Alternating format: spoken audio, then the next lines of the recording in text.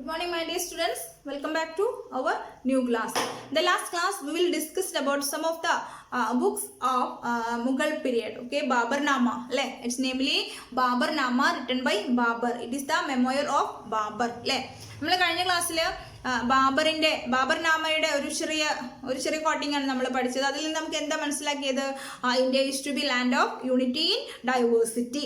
അപ്പോൾ ഇന്ത്യയിൽ നിലനിന്നിരുന്ന ഒരുപാട് കാര്യങ്ങളെ കുറിച്ച് ബാബർനാമയിൽ അദ്ദേഹം മെൻഷൻ ചെയ്തിട്ടുണ്ട്. നമ്മൾ കഴിഞ്ഞ ക്ലാസ്സിൽ നമ്മൾ കണ്ടു അല്ലേ. ഇനി നമ്മൾ എന്തെല്ലാം കാര്യങ്ങളാണ് അപ്പോൾ നമ്മൾ ഓൾറെഡി ഡിസ്കസ് ചെയ്തുകൊണ്ടിരിക്കുന്നത് എന്താണ്? Medieval India, society, trade and resource. ഇതാണ് നമ്മൾ കണ്ടുകൊണ്ടിരിക്കുന്നത്. നമുക്ക് നോക്കാം. അപ്പോൾ നമ്മൾ പറഞ്ഞു ഇന്ത്യയെ കുറിച്ചുള്ള വ്യക്തമായ ഒരു അറിവ് നമുക്ക് ഡിഫറെന്റ് ട്രാവലോഗ്സിൽ നിന്ന് അല്ലെ, യാത്രാ വിവരണങ്ങളിൽ നിന്ന് കിട്ടുന്നുണ്ടെന്ന് നമുക്ക് മനസ്സിലായി. അപ്പൊ നമ്മൾ ഇനി അതിനെക്കുറിച്ച് തുടർന്ന് കാണാൻ പോവുകയാണ് കേട്ടോ. Agriculture and artisanship. മെഡീവൽ ഇന്ത്യയിൽ അഗ്രികൾച്ചർ എങ്ങനെയായിരുന്നു അല്ലെ? ഡിഫറെന്റ് ഡൈനാസ്റ്റീസിന്റെ കീഴിൽ. അപ്പൊ നമ്മൾ ഓൾറെഡി എന്ത് പഠിച്ചിട്ടുണ്ട്? സുൽത്താനേറ്റ് ഡൈനാസ്റ്റി പഠിച്ചിട്ടുണ്ട്, മുഗൾ ഡൈനാസ്റ്റി പഠിച്ചിട്ടുണ്ട്, Vijayanagara and Bahmani dynasty, Chola dynasty, Maratha kingdom അല്ലെ. ഇത്രയും ഡൈനാസ്റ്റികൾ അല്ലെങ്കിൽ കിങ്ഡംസ് നമ്മൾ പഠിച്ചു കഴിഞ്ഞു. ഇനി ഇവരുടെ ഒക്കെ കീഴിൽ ഇന്ത്യയിലെ സമൂഹം എങ്ങനെയായിരുന്നു, ഇന്ത്യയിലെ കൃഷി എങ്ങനെയായിരുന്നു, ഇവിടെയുള്ള കച്ചവടം എങ്ങനെയായിരുന്നു അല്ലെ, ഓരോ ഡൈനാസ്റ്റിയുടെ കീഴിലും. അപ്പോൾ സുൽത്താനേറ്റ് പീരീഡിലാണെങ്കിലും മുഗൾ പീരീഡിലാണെങ്കിലും അതുപോലെ ബാമിനി ആൻഡ് വിജയനഗര കിങ്ഡത്തിന്റെ ടൈമിലാണെന്നുണ്ടെങ്കിലും ഇവരുടെ ഒക്കെ പീരീഡിൽ ഇന്ത്യയിലെ സമൂഹം എങ്ങനെയുള്ളതായിരുന്നു അല്ലെ, സാധാരണ ജനങ്ങളുടെ ജീവിതം എങ്ങനെയായിരുന്നു, ഇവിടെയുള്ള കൃഷി എങ്ങനെയായിരുന്നു, കച്ചവടം എങ്ങനെയായിരുന്നു, ഇതൊക്കെ നമ്മൾ കാണാൻ പോകുന്നത് അല്ലെ. അപ്പൊ നമ്മൾ കാണാൻ പോകുന്നതാണ് agriculture and artisanship. Agriculture and artisanship. എന്താണ് അഗ്രികൾച്ചർ എന്ന് പറയുന്നത്? ആർട്ടിസൻഷിപ്പ് അല്ലെ. അഗ്രികൾച്ചറും ആർട്ടിസൻഷിപ്പും എങ്ങനെയാണെന്നാണ് നമ്മൾ കാണാൻ പോകുന്നത് അല്ലെ. എന്താണ്? കൃഷിയും കൈത്തൊഴിൽ അല്ലെ. ആർട്ടിസൻഷിപ്പ് എന്ന് പറഞ്ഞാൽ കൈത്തൊഴിലുകൾ അല്ലെങ്കിൽ കരകൗശലങ്ങൾ എന്നൊക്കെ നമുക്ക് പറയാം അല്ലെ. ഇതൊക്കെ എങ്ങനെയായിരുന്നു നമ്മൾ കാണാൻ പോകുന്നത്. For farming, cereal and grazing cattle, land revenue and grazing tax were to be paid to the rulers. Similarly, tax was to be paid on income from trade. On the 6th of the income was to be spent for the protection of the country. Al-Biruni അല്ലേ. അപ്പൊ നമ്മള് ബാബർനാമയാണ് നമ്മൾ ആദ്യം കണ്ടത് അല്ലെ. ബാബർനാമ അല്ലെ, the memoir of Babur. ഇനി നമ്മൾ കാണാൻ പോകുന്നത് അൽ ബിറൂണി അല്ലെ. അതുപോലെ തന്നെ വളരെയധികം ഫേമസ് ആയിട്ടുള്ള ഒരു റൈറ്ററാണ്, ഒരു ട്രാവലറാണ്, ഫോറിൻ ട്രാവലറാണ്. വളരെയധികം ഫേമസ് ആയിട്ടുള്ള ഒരു ഫോറിൻ ട്രാവലറാണ് അൽ ബിറൂണി അല്ലെ. അൽ ബിറൂണിയുടെ ട്രാവലോഗില് കൊടുത്തിരിക്കുന്ന ഒരു വേർഡ്സ്, കുറച്ച് വേർഡ്സുകളാണ് നമ്മൾ കാണുന്നത്. ഇതാണ് for farming cereal and grazing cattle. അതായത് കന്നുകാലി മേയ്ക്കുന്നതിനും ധാന്യങ്ങൾ കൃഷി ചെയ്യുന്നതിനും land revenue and grazing tax was to be paid to the rulers. അപ്പൊ അഗ്രികൾച്ചറിന് എന്തുണ്ടായിരുന്നു? നമുക്കറിയാം കൃഷി ചെയ്യാൻ സ്ഥലം വേണം. അപ്പൊ അഗ്രികൾച്ചറിന് ഇവിടെ എന്തുണ്ടായിരുന്നു? Land revenue. അഗ്രികൾച്ചറിന് ലാൻഡ് റവന്യൂ കൊടുത്തിരുന്നു. Agriculture land revenue. അഗ്രികൾച്ചറിന് ലാൻഡ് റവന്യൂ കൊടുത്തിരുന്നു അല്ലെ. എന്ന് വെച്ച് കഴിഞ്ഞാൽ എന്താണ്? നമുക്കറിയാം റവന്യൂ കൊടുക്കുമ്പോൾ ടാക്സ് കൊടുക്കുക അല്ലെ, നികുതി കൊടുക്കുക. ലാൻഡ് റവന്യൂ കൊടുത്തിരുന്നു. അതുപോലെ എന്താണ്? Grazing the കാറ്റില്. ഗ്രേസിംഗ് കാറ്റിൽ കന്നുകാലി മേയ്ക്കാൻ എന്ത് കൊടുത്തു? ഗ്രേസിംഗ് ടാക്സ് കൊടുത്തു അല്ലെ. ഗ്രേസിംഗ് ടാക്സ് കൊടുത്തു അല്ലെ. അതായത് അതിനും അവരെന്ത് കൊടുത്തിരുന്നു? ടാക്സ് കൊടുത്തിരുന്നു. Similarly tax to be paid income from trade. ഇൻകത്തിന് അല്ലെങ്കിൽ ട്രേഡ് അല്ലെ, അതായത് ട്രേഡിൽ കച്ചവടത്തിൽ നിന്ന് കിട്ടുന്ന ലാഭത്തിന്, ഇൻകത്തിന് അല്ലെ, ട്രേഡിന് എന്തുണ്ടായിരുന്നു? ട്രേഡ് ടാക്സ് കൊടുത്തിരുന്നു. ട്രേഡിന് ട്രേഡ് ടാക്സ് കൊടുത്തിരുന്നു. വ്യാപാര നികുതി അല്ലെ, വ്യാപാര നികുതി കൊടുത്തിരുന്നു. Then 1/6 of the income was to be spent for the protection of the country. ആകെ വരുമാനത്തിന്റെ 1/6 എന്തിനു വേണ്ടി ഉപയോഗിച്ചിരുന്നു? രാജ്യത്തിന്റെ പ്രൊട്ടക്ഷന് വേണ്ടി ഉപയോഗിച്ചിരുന്നു അല്ലെ. നമുക്കറിയാം ഇപ്പോഴും അത് അങ്ങനെ തന്നെയാണ്. നമ്മുടെ രാജ്യത്തിന്റെ പ്രൊട്ടക്ഷന് വേണ്ടിയിട്ട് ടോട്ടൽ ഇൻകത്തിന്റെ ഒരു മേജർ പോർഷൻ തന്നെ നമ്മൾ ചെലവഴിക്കുന്നുണ്ട്. നമുക്കറിയാം ഇന്ത്യ ഹാസ് അല്ലെങ്കിൽ നമുക്കൊരു വലിയ ഒരു മേജർ ആർമി തന്നെ അല്ലെ. India have A large army. ഒരു വലിയ ആർമി തന്നെയുണ്ട്. ലോകത്തിലെ തന്നെ മികച്ച ആർമികളിൽ ഒന്ന് ആരുടേതാണ്? ഇന്ത്യയുടെ തന്നെയാണ്. അപ്പൊ നമ്മൾ ഒരുപാട് പൈസ അതിനു വേണ്ടി നമ്മൾ ചെലവഴിക്കുന്നുണ്ട്. അപ്പൊ ഏത് രാജ്യവും അങ്ങനെ തന്നെയാണ്, അത് ഏത് ടൈമിലും അങ്ങനെ തന്നെയാണ്. അപ്പോൾ മെഡിവൽ പീരീഡിലും ഇങ്ങനെ തന്നെയായിരുന്നു. 1/6 of the total income of the country was spend to the protection of the army. അപ്പൊ ഏത് രാജ്യവും ഏത് കാലത്തും ആർമീനെ നിലനിർത്താൻ അല്ലെങ്കിൽ ആർമീനെ പ്രൊട്ടക്ട് ചെയ്യാൻ വേണ്ടി ഒരു ഹ്യൂജ് എമൗണ്ട് തന്നെ ചെലവഴിച്ചിരുന്നു. Given above is an extract from the travelogue of Al-Biruni, a traveler who reached India from Central Asia.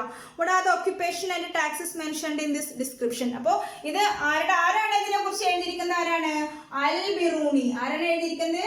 Al-Biruni, one of the foreign traveler and writer also, അല്ലെ? സെൻട്രൽ ഏഷ്യയിൽ നിന്നുള്ള ഒരു traveller ആയ അൽ-ബിറൂണി ആണ് ഇന്ത്യയെ കുറിച്ച് ഇങ്ങനെ ഒരു കാര്യം മെൻഷൻ ചെയ്തിരിക്കുന്നത്. അപ്പൊ ആ സമയത്ത് ഇവിടെ ഉണ്ടായിരുന്ന തൊഴിൽ ഏതൊക്കെയായിരുന്നു? Agriculture, grazing the cattle and trade. അപ്പൊ 3 തൊഴിലുകൾ ഈ സമയത്ത് ഇന്ത്യയിൽ നിലനിന്നിരുന്നു നമുക്ക് മനസ്സിലായി. Agriculture, grazing the cattle and trade, 3 തൊഴിലുകൾ ആ മിഡീവൽ പീരിയഡിൽ ഇന്ത്യയിൽ ഉണ്ടായിരുന്നു നമുക്ക് മനസ്സിലായി. ഇതിനെല്ലാത്തിനും എന്തുണ്ടായിരുന്നു? ടാക്സും ഈടാക്കിയിരുന്നു. Agriculture was the chief occupation of the people of medieval India. Cotton, cereal, pulses, indigo, sugarcane were the major crops. അപ്പോൾ ആ ടൈമിൽ ഉണ്ടായിരുന്ന മേജർ ക്രോപ്സ് ഏതൊക്കെയാണ്? കോട്ടൺ, അല്ലെ? പരുത്തി, കോട്ടൺ. Then cereals. സെറിയൽസ് എന്ന് പറഞ്ഞു കഴിഞ്ഞാൽ എന്താണ്? ധാന്യങ്ങൾ. സെറിയൽസ്. പൾസസ്, അല്ലെ? പൾസസ്, പരിപ്പ് വർഗ്ഗങ്ങൾ. IndiGo, sugar cane. ഇൻഡിഗോ എന്ന് പറഞ്ഞു കഴിഞ്ഞാൽ എന്താണ്? നീലം, അല്ലെ?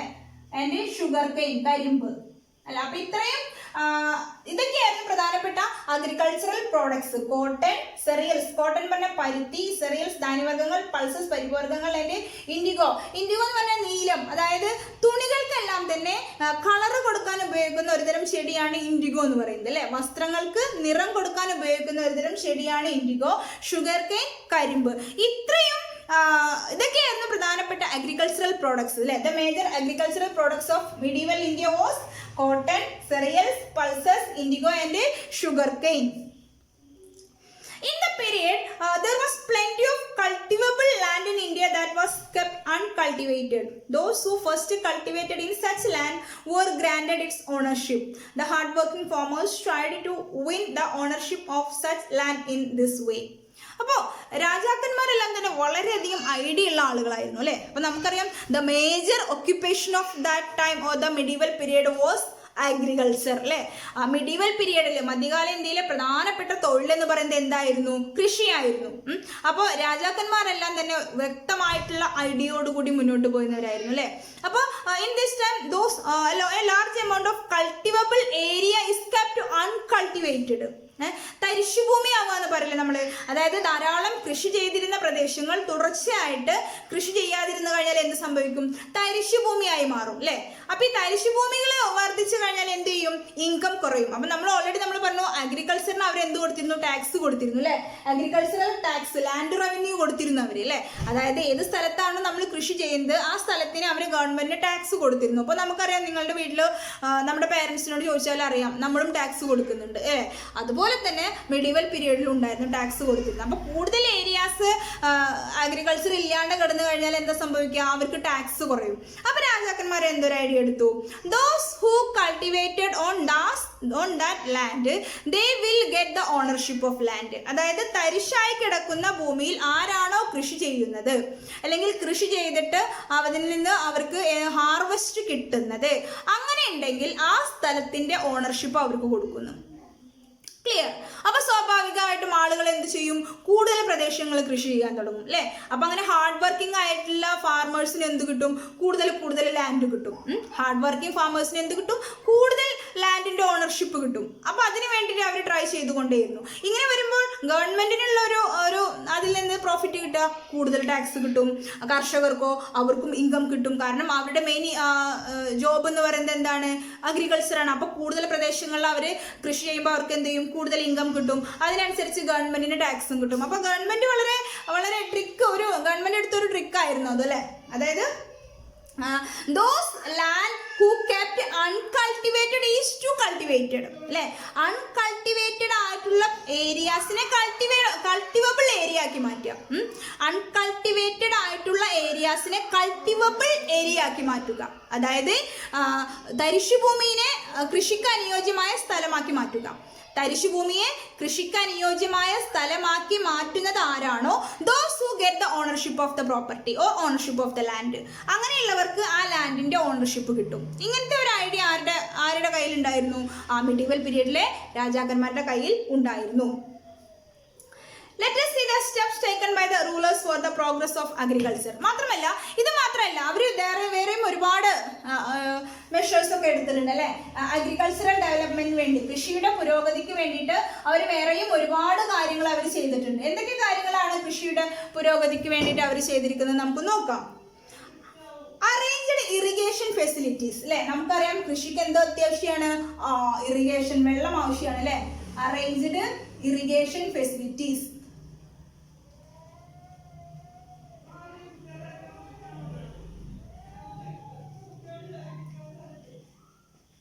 അറേഞ്ച്ഡ് ഇറിഗേഷൻ ഫെസിലിറ്റീസ്, അതായത് ജലസേചന സംവിധാനം ഏർപ്പെടുത്തി. Arranged irrigation facilities. Supplied seeds അല്ലെ, അതായത് വിത്തുകള് വിതരണം ചെയ്തു. സപ്ലൈഡ് സീഡ്സ്, വിത്തുകള് വിതരണം ചെയ്തു. അവരെന്ത് ചെയ്തു? വിത്തുകള് വിതരണം ചെയ്തു. നമുക്കറിയാം ഇപ്പൊ നമ്മുടെ നാട്ടിലും ഉണ്ടല്ലേ, കൃഷിയുടെ ഒക്കെ പുരോഗതിക്ക് വേണ്ടി നമ്മുടെ ഗവൺമെന്റ് ധാരാളം ഹൈബ്രിഡ് സീഡ്സ് ഒക്കെ നമുക്ക് കിട്ടുന്നുണ്ട്. നമുക്ക് സ്കൂളിൽ തന്നെ കിട്ടാറുണ്ടല്ലോ, വെജിറ്റബിൾസിന്റെ ഒക്കെ സീഡ്സ് കിട്ടാറുണ്ട് അല്ലേ. അതുപോലെ തന്നെ അവരെന്ത് ചെയ്തു? Supplied seeds. Granted tax relaxation. Granted tax relaxation എന്ന് വെച്ച് കഴിഞ്ഞാൽ എന്താണ്? ഇപ്പൊ സപ്പോസ് വല്ല കലാമിറ്റീസ്, റിലാക്സേഷൻ ഇപ്പൊ വല്ല എന്താ പറയാ നാച്ചുറൽ കലാമിറ്റീസ് ഒക്കെ ഉണ്ടായിട്ടുണ്ടെങ്കിൽ അല്ലെ, നാച്ചുറൽ കലാമിറ്റീസ് ഒക്കെ ഉണ്ടായിട്ടുണ്ടെങ്കിൽ ആ സമയത്ത് അവർക്ക് എന്ത് കൊടുക്കും? ടാക്സ് ഇളവ് ചെയ്ത് കൊടുക്കും. അല്ലെങ്കിൽ വെള്ളമില്ലാതെ വരിക അല്ലെ, ഡ്രോട്ട്സ് ഒക്കെ ഉണ്ടാവുക. അപ്പൊ നമുക്കറിയാം ഇത് രണ്ടുമാണ് പ്രധാനമായിട്ടും അഗ്രികൾച്ചറിനെ ബാധിക്കുന്നത്. ഒന്നുകിൽ ഫ്ലഡ് പോലെയുള്ള നാച്ചുറൽ കലാമിറ്റീസ് അല്ലെ, അതല്ലാന്നുണ്ടെങ്കിൽ ഒട്ടും വെള്ളമില്ലാതിരിക്കുക. ഈ രണ്ട് കാരണങ്ങളാണ് ഉണ്ടാവുക. അപ്പൊ ഇങ്ങനെ വല്ല സംഭവിച്ചിട്ടുണ്ടെങ്കിൽ, ഇപ്പൊ നാച്ചുറൽ കലാമിറ്റീസ് അല്ലെങ്കിൽ ഫ്ലഡോ അല്ലെങ്കിൽ ഡ്രോട്ടോ ഇങ്ങനെ എന്തെങ്കിലും ഉണ്ടായിട്ടുണ്ടെങ്കിൽ എന്ത് ചെയ്യും? ടാക്സ് റിഡക്ഷൻ നൽകും. കാരണം എന്താണ്? അപ്പൊ അവർക്ക് വ്യക്തമായിട്ട് കൾട്ടിവേഷൻ കിട്ടില്ല, അല്ലെങ്കിൽ വിചാരിച്ച രീതിയിലുള്ള പുരോഗതി ഒന്നും എന്തുണ്ടാവില്ല, അഗ്രികൾച്ചറിൽ ഉണ്ടാവില്ല. അപ്പൊ അവരുടെ കയ്യിൽ സ്വാഭാവികമായിട്ടും പൈസ കുറയും. അപ്പൊ എന്ത് ചെയ്തു കൊടുക്കുമായിരുന്നു government? Granted tax relaxation or tax reduction, tax അവർക്ക് കുറച്ച് കൊടുക്കുമായിരുന്നു. അപ്പോൾ these are the steps taken by the rulers to the development of agriculture. അഗ്രികൾച്ചറിന്റെ പുരോഗതിക്ക് വേണ്ടിയിട്ട് പ്രധാനമായിട്ടും ഇതൊക്കെയാണ് ചെയ്തിരുന്നത് അല്ലെ. അതുപോലെ എന്തായിരുന്നു? Ownership of property. Give the ownership of property. നമ്മൾ ഓൾറെഡി നമ്മൾ പറഞ്ഞില്ലേ, give the ownership of property. Give the ownership of property, അതായത് പ്രോപ്പർട്ടിയുടെ സ്വത്ത് അധികാരം കൊടുക്കുമെന്ന്. അപ്പൊ നമ്മൾ ഓൾറെഡി നമ്മൾ പറഞ്ഞു അല്ലെ, those who kept uncultivable area is to be cultivable. Those who kept or reached or changed, those who changed uncultivable area is to cultivable. അങ്ങനെ തന്നെ പഠിക്കുക കേട്ടോ. Those who changed uncultivable area is to cultivable area. ആരാണോ uncultivable ആയിട്ടുള്ള തരിശുഭൂമിയെ കൃഷിക്ക് അനുയോജ്യമാക്കി മാറ്റുന്നത്, ആരാണോ തരിശുഭൂമിയെ കൃഷിക്ക് അനുയോജ്യമാക്കി മാറ്റുന്നത്, those who get the ownership of property. Those who get the ownership of property, അവർക്ക് എന്ത് കിട്ടുമായിരുന്നു? പ്രോപ്പർട്ടി ഓണർഷിപ്പ് കിട്ടുമായിരുന്നു. Those who changed uncultivable area is to cultivable. Those who get ownership of the land or property.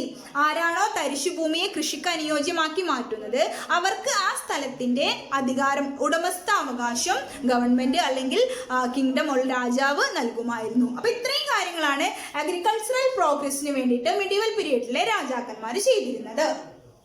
Arranged irrigation facilities, ജലസേചന സംവിധാനങ്ങൾ ഒരുക്കുക.